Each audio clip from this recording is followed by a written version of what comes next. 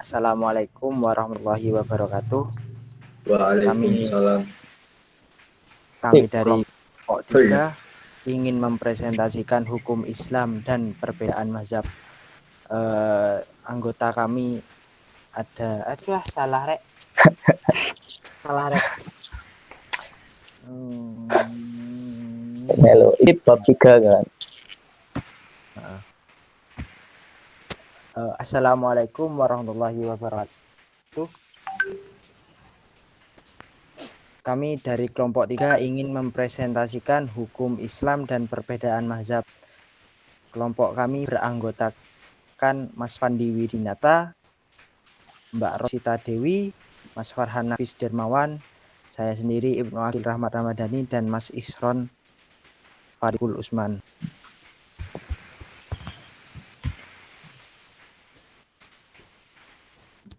Lanjut. Oke, next ya. Yang pertama, hukum Islam. Pengertian dari hukum Islam itu Islam merupakan agama terakhir yang diturunkan oleh Allah Subhanahu wa Ta'ala kepada seluruh umat manusia. Sebagai agama terakhir, Islam memberikan bimbingan dan tuntunan kepada pemeluknya berupa seperangkat aturan agar kehidupan mereka dapat berjalan dengan baik, sehingga pada gilirannya bisa melahirkan kesejahteraan, kedamaian, dan kebahagiaan di dunia dan akhirat. Aturan-aturan itulah yang kemudian disebut dengan hukum Islam atau Islamic law. Umat Islam tidak hanya menemaninya dengan hukum Islam. Ada istilah-istilah lain secara konseptual, maknanya sangat berdekatan dan bahkan sulit untuk dibedakan antara yang satu dengan lainnya. Istilah tersebut adalah syariah dan fikih. Dapat dipahami bahwa istilah hukum Islam merupakan sebuah istilah yang muncul belakangan dibandingkan dengan syariah dan fikih. Namun istilah hukum Islam lebih familiar di masyarakat. Dengan demikian, istilah hukum Islam tidak mempunyai makna spesifik yang mengarah kepada definisi tertentu, tetapi ia tak lebih dari sinonim dari syariah dan fikih. Okay, next. Untuk mempertegas apa sebenarnya syariah dan fikih itu, dilihat dari sudut pandang etimologis atau bahasa. Syariah berarti jalan menuju tempat keluarnya air atau sumber air. Dilihat dari sudut pandang terminologis atau istilahnya, syariah adalah segala ketentuan Allah yang ditetapkan kepada hamba-hambanya yang baik, menyangkut akidah, ibadah, akhlak, dan muamalah. Dalam redaksi yang berbeda, Dr. Sulaiman Ibrahim berpendapat bahwa syariah adalah sumber hukum Islam, sumber ilmu pengetahuan, basis kebudayaan Islam, dan asal-muasal perkembangan peradaban Islam. Oke, next. Secara garis besar, syariat Islam dapat dibagi dalam 3 cakupan, meliputi petunjuk dan bimbingan untuk mengetahui makrifat yang benar tentang Allah SWT dan alam gaib yang disebut aham syariah itikadiyah yang menjadi bidang ilmu tauhid. Kedua, meliputi petunjuk dan bimbingan untuk pengembangan potensi kebaikan yang ada dalam diri dari manusia supaya ia menjadi makhluk yang terhormat yang disebut aham syariah Hulukiyah yang menjadi bidang ilmu tasawuf. Ketiga, meliputi berbagai ketentuan dan seperangkat peraturan hukum untuk menata hal-hal praktis dalam melakukan ibadah atau pengabdian kepada Allah, melakukan hubungan dengan manusia lainnya dalam lingkungan keluarga untuk memenuhi hajat hidup. Berbeda dengan syariat, secara bahasa fikih diartikan dengan al-fahmu, yakni pemahaman atau pengertian. Adapun secara istilah, fikih adalah memahami ketentuan-ketentuan syariah yang bersifat aplikatif melalui dalil-dalilnya yang terperinci.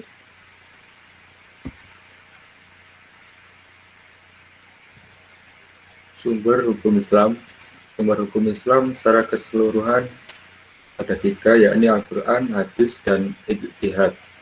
Sumber yang pertama adalah merupakan sumber pokok, dan yang ketiga Ijtihad adalah sumber pelengkap atau sumber tambahan. Hal ini sesuai petunjuk Rasul melalui Mu'adz bin Jabal. Satu, Al-Quran sumber pokok hukum Islam. Al-Quran secara etimologis berdasarkan pendapat yang paling kuat, sebagaimana dinyatakan oleh Dr. Subhi Salih, berarti bacaan atau yang dibaca secara etimologis. Menurut Islam Syakumi, Al-Quran adalah kalam Allah yang diturunkan kepada Rasulnya Muhammad bin Abdullah dalam bahasa Arab dan maknanya yang murni yang sampai kepada kita secara mutawatir. Mutawatir artinya proses penyampaian Al-Quran kepada kita, tidak mengalami keterputusan generasi dan dilakukan oleh orang-orang yang bila dilihat secara jumlah maupun integritas moral tidak mungkin berdusta. Dari total 6.360 ayat, Al-Quran hanya 368 ayat yang secara langsung berbicara tentang masalah hukum. Hadis sumber hukum Islam kedua. Hadis secara etimologis berarti perkataan, cerita, atau kejadian. Seperti ungkapan Arab, atau hadisi ma'hu artinya saya berkata dengannya, hadis al-fiqh artinya cerita bohong, dan hadis azim artinya kejadian besar. Adapun secara terminologis, menurut Mana al-Qatan adalah segala sesuatu yang datang dari Nabi Muhammad, baik berupa perkataan, perbuatan, maupun ketetapannya. Maksud dari ketetapan Nabi SAW adalah pembenaran beliau terhadap sikap perilaku atau perkataan para sahabat baik yang mereka lakukan di hadapan beliau atau yang disampaikan kepada beliau. Qatan 1987.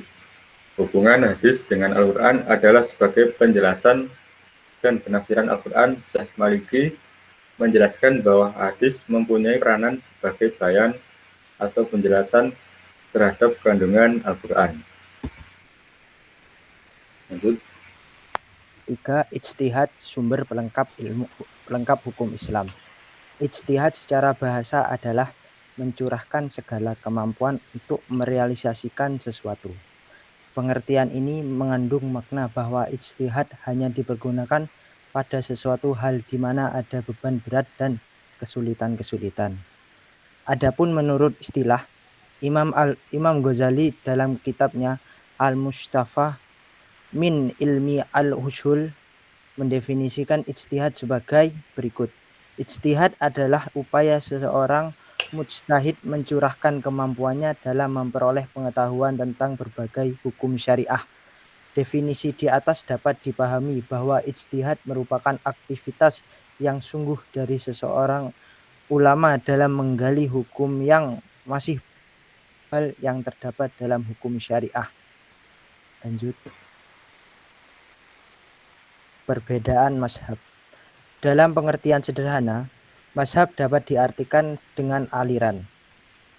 Sementara itu, dalam kamus fikih, Qol Ahji menyatakan bahwa mazhab adalah metode tertentu dalam menggali hukum syariah yang bersifat praktis dari adil-adilnya yang bersifat kasuistik. Secara faktual, potensi intelektual yang diberikan Allah Subhanahu wa Ta'ala kepada masing-masing orang jelas berbeda, sehingga mustahil semua orang bisa menarik kesimpulan yang sama ketika berhadapan ras-ras syariah. Oleh karena itu disimpulkan bahwa terjadinya perbedaan pendapat yang melahirkan beragam mazhab adalah suatu keniscayaan. Demikian pula dengan potensi nas-nas syariah untuk bisa ditafsirkan dan metode apapun. Sehingga para ulama membagi nas-nas syariah yaitu qat'i dan zani. Qat'i artinya mutlak, absolut dan bebas penafsiran. Dan zani artinya interpretatif dan mungkin ditafsirkan. Secara umum dalam hazanah hukum Islam ada beberapa mazhab fikih yang terkenal dan diikuti oleh mayoritas agama Islam di dunia, baik kalangan Sunni maupun Syiah. Berikut mazhab fikih yang dianut kalangan Sunni. 1. Mazhab Hanafi merupakan mazhab tertua yang bertahan sampai sekarang. Mazhab Hanafi adalah mazhab yang paling dominan di dunia Islam. dengan pengikut 45%. Karakteristik yang menonjol adalah penggunaan rasio. Latar belakang munculnya rasional adalah keberadaan kota Kufah di Irak sebagai pusat pengembangan mazhab ini yang merupakan pusat pertemuan dua peradaban besar, Yunani dan Romawi. 2. Mazhab Maliki. Awal mulanya, mazhab Maliki tersebar di Madinah, yang kemudian dianut oleh penduduk Tunisia, Maroko, Aljazair, Bahrain, Kuwait, Mesir, atas dan beberapa daerah Afrika. Mazhab ini diperkirakan dianut oleh 15% umat muslim di dunia. Mazhab ini cenderung tradisional. Hal ini tidak bisa dilepaskan dengan keberadaan kota Hijaz, Mekah, dan Madinah, di mana Imam Maliki menghabiskan sebagian besar masa hidupnya. Masyarakat kota ini tidak banyak berhubungan dengan Yunani yang rasional. Selain itu, tradisi keberagaman yang diwarisi sejak zaman Nabi terjaga dengan baik oleh masyarakat Madinah. Imam Syafi'i. Mazhab ini dibangun oleh Muhammad bin Idris Asy-Syafi'i, seorang keturunan Hashim bin Abdul Muthalib. Imam Syafi'i tumbuh hingga remaja di Mekah dan pernah belajar di Mekah. Namun saat dewasa, beliau pindah ke Irak. Di sana beliau banyak mengeluarkan fatwa keagamaan. Fatwa-fatwa tersebut sering disebut qaul qadim atau pendapat lama. Kemudian ketika beliau tinggal di Mesir, banyak fatwa keagamaan yang beliau keluarkan. Fatwa ini disebut qaul jadid, pendapat baru. Oleh karena itu, mazhab Syafi'i ini dianggap sebagai mazhab tengah, artinya tidak terlalu rasional seperti mazhab Hanafi, tetapi tidak terlalu tradisional seperti mazhab Maliki. Dan yang keempat, Imam Hambali. Mazhab Hambali awalnya berkembang di Baghdad, Irak, dan Mesir dalam waktu yang sangat lama, abad 12. Mazhab ini berkembang di Arab Saudi, terutama pada masa pemerintahan Raja Abdul Aziz Asy-Syuudi. Saat ini mazhab Hambali menjadi mazhab resmi pemerintah Saudi Arabia dan mempunyai penganut terbesar di seluruh Jazirah Arab, Palestina, Syiah, dan Irak. Sekian yang bisa kami sampaikan. Bila ada salah kata atau kekurangan visual yang ditampilkan, kami mohon maaf dan pamit undur diri. Wassalamualaikum warahmatullahi wabarakatuh.